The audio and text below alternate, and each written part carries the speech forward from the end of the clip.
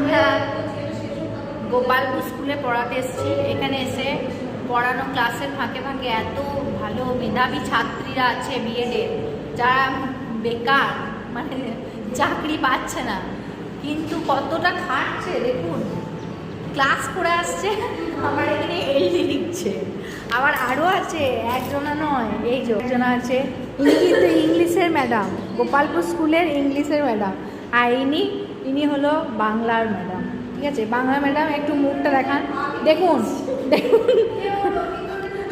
রবীন্দ্রনাথের ভাগ নিইনি, প্রচুর পড়াশোনা করে। ঠিক আছে, এনাকে তো মানে স্পেশালি চাকরিটা দেওয়া উচিত। এনার কিন্তু খুব জ্ঞান, এনার কাছে টিউশনি পড়তে পারো। যারা গোপালপুর স্কুলের স্টুডেন্ট আছো তারা বাংলার টিউশনি এই ম্যাডামের কাছে নিতে পারো।